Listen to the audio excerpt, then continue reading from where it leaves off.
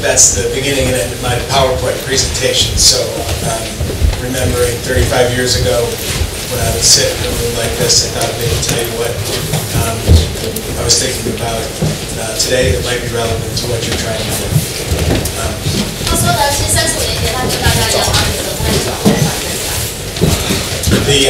So I got into the patent space largely by mistake. My training was in finance, math, and economics, and came to it a little bit later in life.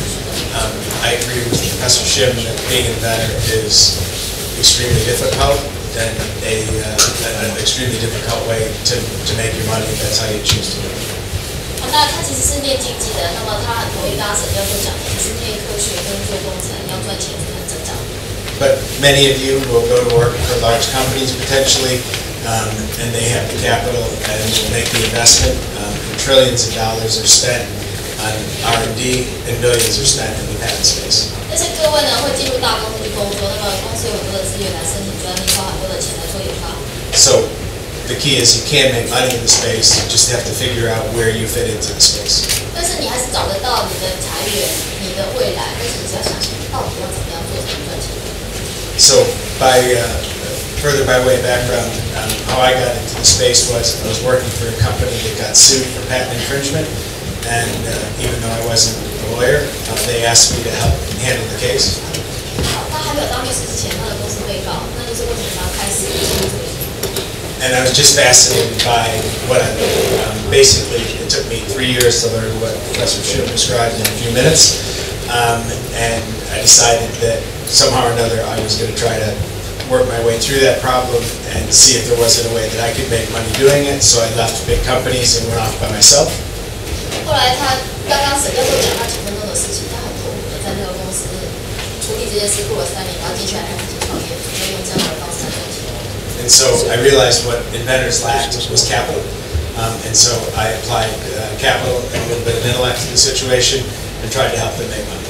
他说呢，其实创新发明人最缺的就是钱，所以他就汇集很多资金，准备来做帮大家发明的赚钱。There were many successes and failures along the way. The press tends to pick up on the successes, but it was a difficult path, but ultimately proved to be successful. 那这当中经历很多历程，他是我们这个行业的前锋，但是现在目前非常成功。So, after we got done with the what we call licensing, which is where we offer a patent to someone for a royalty. 他说呢，授权是一种方式，取得你的权利金。I decided that the next thing I wanted to do was to figure out how to invalidate them, which is something that Professor Shim talked about. 那如果你不想付权利金，就像刚刚沈教授讲的，我们要把它无效掉。So I spent 3 years on that with one of my colleagues, particularly focused in heavily on pharmaceutical patents. 所以他很认真的在刚刚那个案件里面的医药专利里面想办法把对方的专利无效掉，花了3年时间。And after sort of spending that time, so that's about 13 years worth of work, I took a little bit of time off and discovered blockchain. 那在这30年当中，他思考了一个方式，然后开始做比特币区块链。So what really happened is that a friend of mine in Shanghai asked me to invest in Bitcoin in 2014, and I had no idea what Bitcoin was. 2014年他不知道比特币是什么时候，上海就有叫他投资，他真的投资了起来。I gave him a little bit of money and then ran into him again in mid-2016 and found that he had increased my money about 10 times. 他说呢，就2014、2016那笔钱赚了10倍。I went back and started to read more about Bitcoin and realized that I never understand it. To this day, I'm fascinated by it, but don't profess to understand it. 所以他在这当中发现，哇，比特币区块链实在是一个太神奇、太美妙、太有未来的一个。But what I did study more of was the underlying technology, blockchain, and started to think that this might be a relatively important innovation that could change many markets. 那其实他研究的是区块链里面的技术，可以应用在很多的领域，会改变未来很多的市场。So for most of you, your timing is perfect on the blockchain side. It's the right age, where you'll see it start to exponentially and arithmetically increase over time in its utilization in a number of industries. 所以各位的年纪实在是太丰富这个社会了，可以你的财富、你的智慧、你的运动都可以基础的一个增加。And I remember when I was in school and I would see something new, I always thought that by definition I'd be too late. I don't think you're going to be too late on this one. 其实对我们来讲，我们都太晚进入这个领域，但是对年轻的各位来讲，真是恭逢其时。So worked on the infringement part of it that I talked to you about, where we made a lot of money. Worked on the invalidity part where we talked about it, and now I've transitioned to trying to figure out how to make money with the new technology. 那刚刚讲过了那些侵权啊、授权啊，或者是一些怎么运营的方式，现在要告诉你怎么用新技术来创新发明赚钱。So if you think about it, you could be an inventor, or what you can do is you can have some other invention and figure out how to better utilize it. 他说你可以有发明，或者是别人发明怎么样做应用。So take a situation that Professor Shin pointed out. So there's trillions of dollars spent on R&D. As you work your way down that funnel, there's billions of dollars spent on patent. Think of the money that just Taiwan spends on promoting innovation. 他说呢，怎么样去把你的创新发明做最大的运用，其实很重要，比前面花那么多钱做研发还重要。And one embodiment of all that expenditure takes the form of patents. 那我们做很多的 paper， 其实都只是一个实施力而已。And what other asset class would you invest in where 2 out of 100, which I think is maybe a best 3 out of 100, turn out to be valuable? 那其实100个专利大概只有3个有用。And an even more disturbing statistic is that only 5 out of 100 ever turn out to be a commercial product or service. 那大概只有5个曾经被拿来做成商品或者是服务。So one of the things that we started to work on very recently was could we help to fix that and improve the return on investment in patents? 那他们现在做的工作就是怎么样投资报酬率让它提升。So I work, because my background is primarily in finance, so I started to think about it as an asset class and how we can improve it, and went out and talked to a bunch of people who created new asset classes. 所以他现在就对这些技术的分类跟分级做了研究。And started to, as we looked at the patent space, we realized, as Professor Shin pointed out, there's many things that, to be polite, are less than efficient and frankly fundamentally flawed about the patent system. 他说呢，现在的专利系统呢，其实是不太有效率的。So one of the first things is that, and this, even people in the patent space find this hard to believe, it's difficult to figure out who owns a patent. 而且现在你很难知道到底专利已经转让到谁手上。Assuming you can get over that, it's even more difficult after you figure out who owns it to figure out what it covers. It's a 70-page dense legal document with drawings and very complex words that are difficult to understand. 还有，就算你把专利认真读懂，它到底内涵有多少，含金量多少，包含了哪些技术范围，应用在哪里，你也搞不太清楚。Assuming you get past those 2 hurdles, then you have to figure out what Professor Shin called validity. So is the patent credible under the law? 那现在就说你的专利就算是取得，但是你到底应用在哪些商品，这也是一个问题。判定。Then if you went another problem, you go and you ask 10 different people or 100 different people, what is the patent worth? You'll get 100 different answers. 然后你如果问专利的价值有多少，你问100个人，有100个估价。So it's an asset class that by its very nature has a number of difficulties that it faces. 所以有不同的计算方法，不同的评估方法。And so what you do is that, again, we didn't invent anything. We're trying to figure out how to make that asset class more productive for both the inventor, companies, and society. 所以他们现在做的是怎么样让这些专利的交易更有系统、更有效率、更有证据基础。So as you're going through and thinking about what you might want to do in the patent space, don't get too narrowly focused on being an inventor. That's one great job. 他说呢，所以现在如果你进入这个领域，就不要花太多时间在做发明、做研究，你想想其他的方式。But think about the opportunity you have to make it just in general, the asset class more productive. 他说怎么样让专利的分级更有效率。So that's the high level. Now, as you go back in and try to figure out how to make money, which is apparently what you folks wanted to hear about today. 他说大家今天都来听怎样赚钱，对不对？ I would agree with Professor Shin that it is there are probably better ways to make money. 他说呢，这是的确做这一行是很好赚钱的。But I don't think there are many areas that are more fun and more interesting ways to make money. 但是他觉得这要花很多钱，而且也不是那么有趣的一件事情。So one of the things that we want to do is that wind the narrow the expense gap down so that it's easy for inventors to file. and easier inventors to make that additional investment, whether they do that through crowdsourcing or fundamentally making intermediary transactions less expensive. 就要用人工智慧的方法，然后帮你把钱案做分析，然后告诉你哪里有蓝海，哪些地方它有怎么样去做回避设计，然后把专利写得更好。That's fundamentally one of the magics of blockchain. So I think that blockchain is going to be important on the security side, of course. But blockchain is also going to impact any industry where you see high intermediary costs.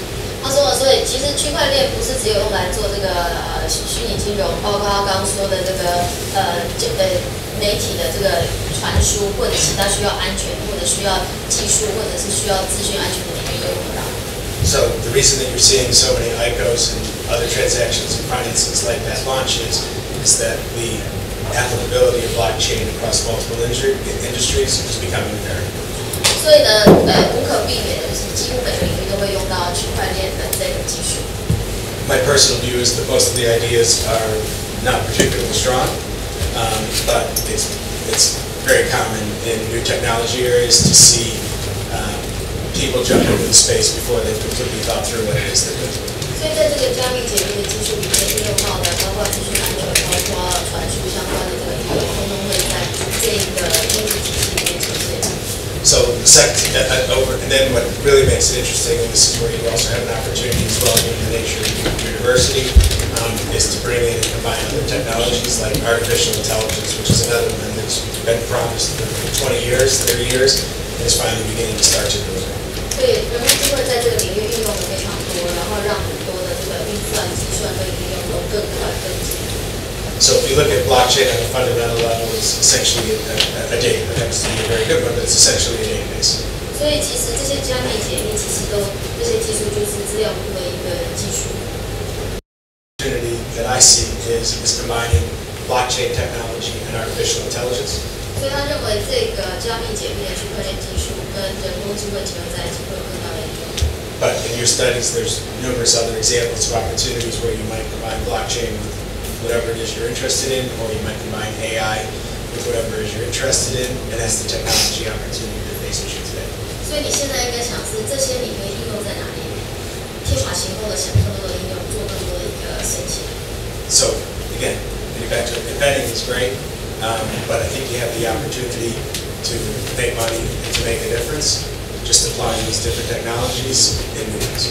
所以发明是很重要的，但是怎么样应用在技术，然后在很多的应用上面，然后产生更多的服务跟产品，这个才是你可以赚更多钱的地方。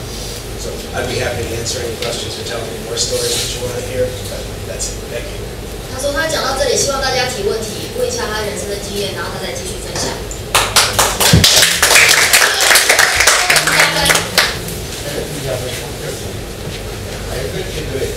When I was an engineer, you are busy doing experiment, learning things, but what can you recommend them to do to prepare to become an entrepreneur or step into another area of the universe or things like that? My main advice would be to get started. Look, I've talked on this before, and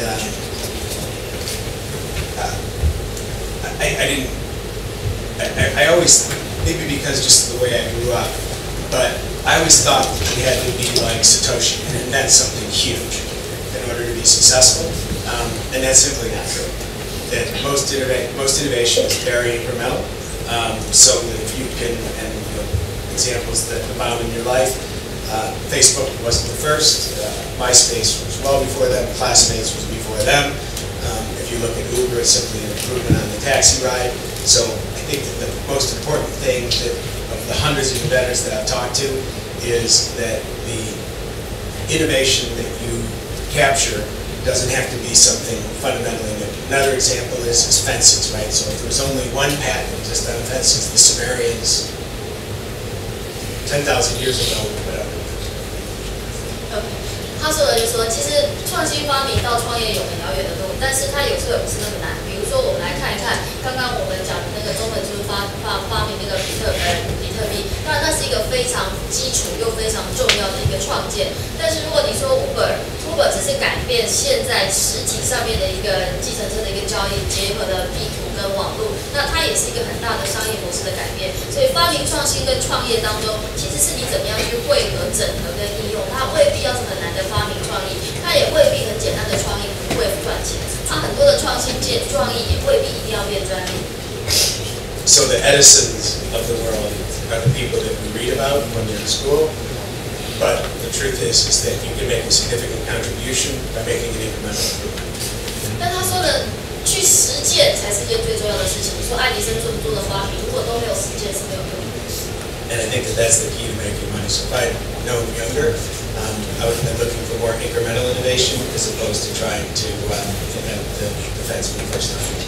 他说呢，如果他再年轻一点，他一定会想一个东西，然后好好的把它卖很多东西卖出去赚钱，这个叫务实。